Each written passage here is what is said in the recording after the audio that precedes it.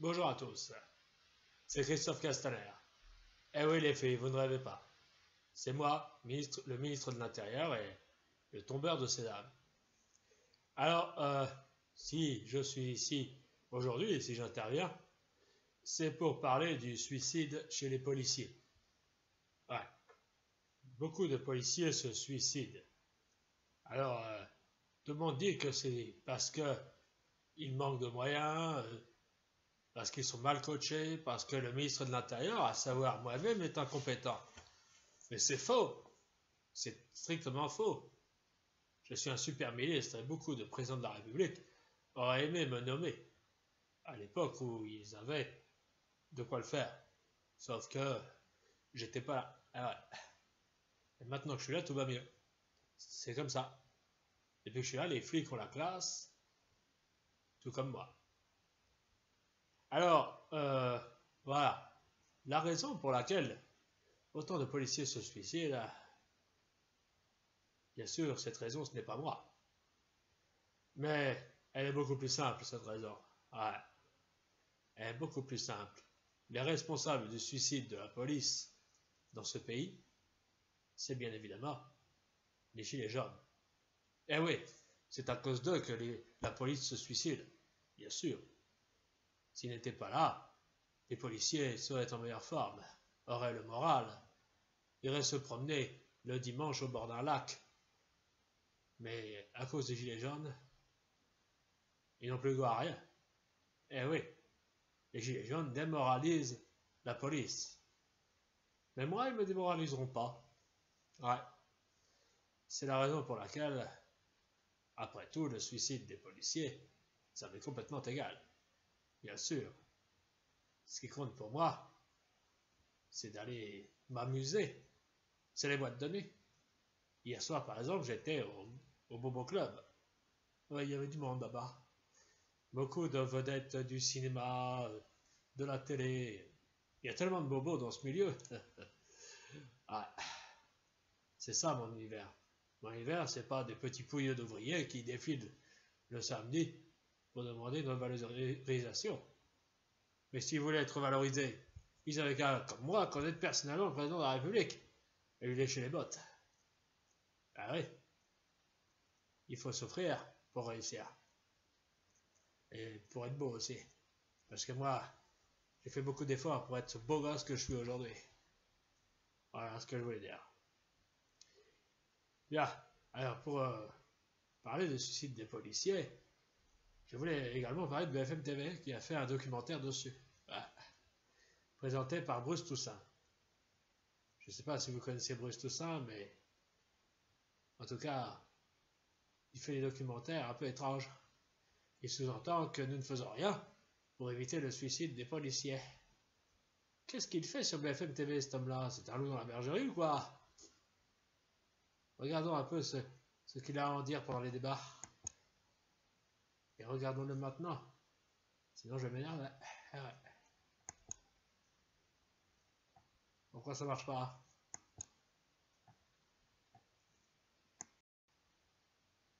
Bonjour, c'est Bruce Toussaint. J'espère que vous avez aimé le débat sur les suicides de la police sur BFM TV vendredi soir. Alors oui, dans ce débat, nous sous-entendons clairement qu'il y a un manque de moyens dans la police et que le ministère de l'Intérieur s'en fiche royalement. Alors, vous vous dites certainement à quel jeu joue BFM TV. Sont-ils du côté de Manu Macron ou ne sont-ils pas? En fait, moi, on m'a embauché tout simplement parce que, justement, je fais la balance. Ouais, voilà. C'est-à-dire que les autres continuent de lécher le cul du gouvernement, et puis moi, je m'y refuse. Voilà, c'est tout. Et vendredi prochain, eh bien, il y aura un autre documentaire. Oui. Et la question suivante est celle-ci. Pourquoi Manu Macron méprise-t-il autant le peuple? Voilà. Et après, il y aura un débat, bien sûr. Et regardez BFM TV, dont les initiales veulent dire bande de faillots minables. Voilà, c'est tout. Et on en reste là.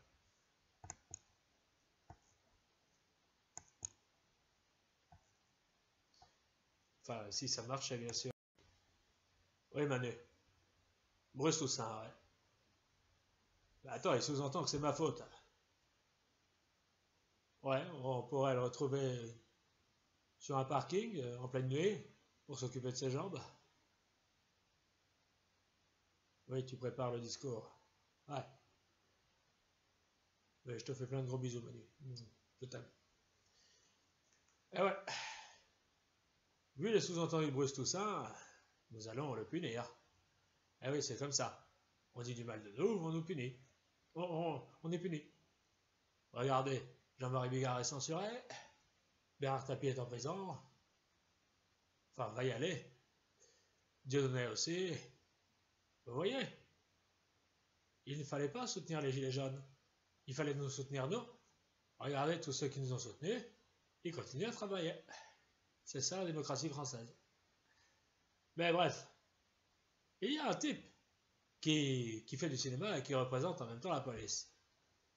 Dans ce documentaire, il a dit absolument, strictement n'importe quoi. Ouais. Il a même dit que lui-même avait pensé au suicide. C'est n'importe quoi. Regardez-le. Il a tellement pensé au suicide qu'aujourd'hui il cartonne au cinéma. On s'en fout du monde. J'ai bien sûr parlé d'Olivier Marchal. Ouais. Regardez ce qu'il a dit lors de ce documentaire. Eh ben, Castafiore est bien gentil, hein, mais franchement, si franchement la police allait bien, est-ce que j'aurais cette gueule-là, hein? Est-ce que vous pensez pas que je me raserais? Vous pensez pas que j'aurais pas cet air crevé que j'ai tout le temps, hein? Ou que j'aurais? Oui, c'est selon. Excusez-moi, je suis un petit peu fatigué. Ouais, franchement, ça va super mal dans la police. C'est pour ça que je l'ai quitté d'ailleurs. Quand je me suis retrouvé avec un flingue à la main, à deux doigts de me le mettre dans la bouche, j'ai dit il faut que je change de voie. Aujourd'hui, je fais du cinéma et je suis beaucoup plus peinard. Je rencontre des acteurs, je rigole bien. Bon, je fais des films, des polars, évidemment, inspiré de ma vie quelque part. Il se crouse, Castafiore, là, casse ta mes couilles là. Hein?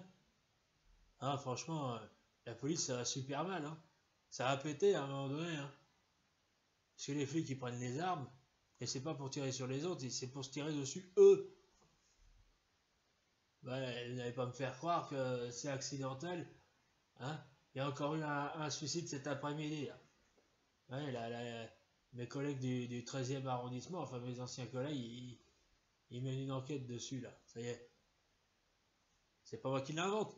Bon, alors le Castafiore, là, au lieu de faire le bon en boîte de nuit, il faudrait peut-être déjà qu'ils se mettent au boulot, hein. Moi je dis ça, je dis rien. Bon, je vous laisse. Faut que j'aille prendre mon Lexomil. Parce là,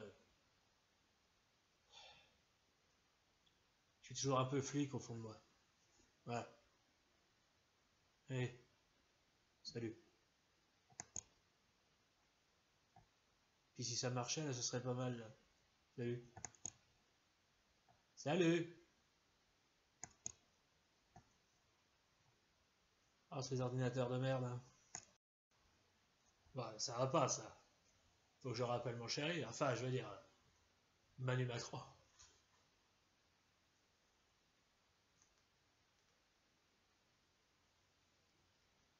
Allô, Manu? Ouais, c'est encore moi, c'est Castar. Ouais. J'appelais parce que on a encore un récalcitrant. Ah ouais, on a beaucoup de boulot, hein. Oui, je sais, tu prépares ton discours d'enfumage, mais là, c'est pour parler d'Olivier Marchal. Ouais, l'ancien flic. On pourrait s'occuper de lui? Comment ça, pas besoin? Ouais, t'as raison, avec sa tête de dépressif, à mon avis, il le fera tout seul. Ok. Ouais, après tout, c'est qu'un ancien flic, hein. C'est un petit fonctionnaire, c'est un ancien petit fonctionnaire. Bon, je te laisse, Manu, et puis surtout, fous-leur bien dedans, ces comptes français.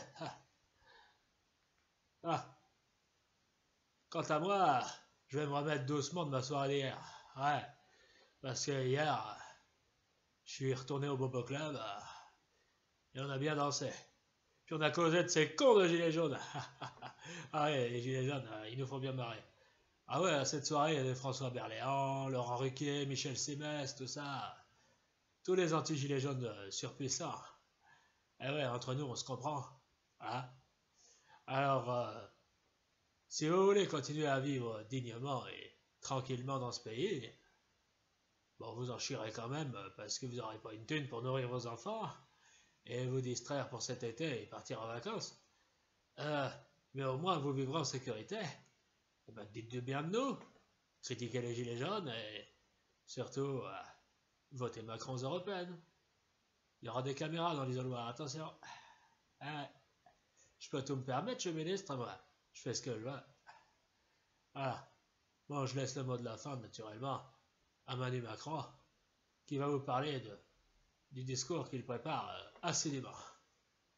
Allez, salut les losers.